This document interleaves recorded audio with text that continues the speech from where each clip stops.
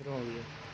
جی ناظرین، میں آپ کا میزبان چودھری فضل رحمان پاکستان کے زیر قبضہ کنٹرول کشمیر کے ضلع بمر کی تحصیل سمانی کہ اس وقت میں جس وارڈ میں موجود ہوں زخمی حالت میں، یہ چوکی کا مقام ہے۔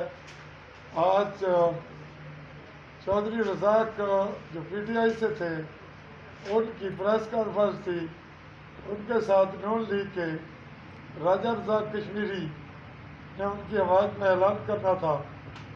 راجہ فاروق عادت پی ایم کی مرضی سے ہم وہاں کورنگ کے لیے بحیثیت میڈیا پرسن میں آیا۔ واپسی میں مسلم کانفرنس کے پروگرام کے لیے جاتے ہوئے غنی آباد چوکی ویلی بازار سے غنی آباد مین روڈ کے اوپر وزری موجود تھی۔ میرے ساتھ صوبیدار محمد اقبال افغائی ریٹائرڈ ہیں، وہ موجود تھے۔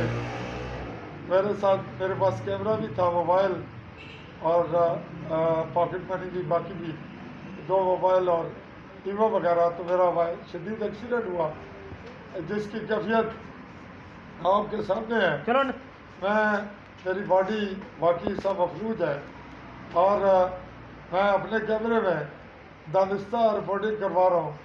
میرے بولنے سے یہ فیل ہوتا ہے کہ میں ہوش حواس میں ہوں۔ میں یہ واضح کرنا چاہتا ہوں کہ ہمارا جو سسٹم ہے اس میں روڈ پہ ہاف روڈ بند ہے، کوئی پوچھنے والا نہیں، اور ہم اگر رپورٹنگ کرتے ہیں تو بھی اس کا کوئی نتیجہ نہیں نکلتا۔ طور میرا یہ کیس سبمٹ ہوتا ہے، اس کی ایف آئی آر چاک ہونی چاہیے اس پارٹی کے خلاف جس نے یہ بجری روڈ کے اوپر رکھی اور ریت بھی، اور اس پہ ایف آئی آر لانچ ہونی چاہیے۔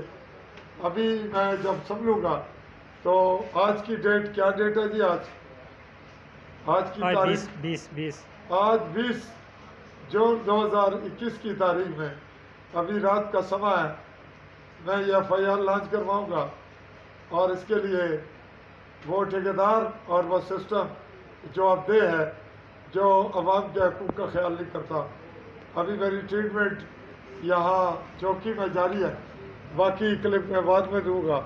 اسی پہ میں اپنی رپورٹ سم اپ کرتا ہوں اور آل اوور ورلڈ میں تمام دنیا پہ یہ میسج کنوے کرتا ہوں کہ کشمیریوں کے ساتھ جو کچھ ہو رہا ہے وہ کسی مغلوب قوم کے ساتھ نہیں ہوتا۔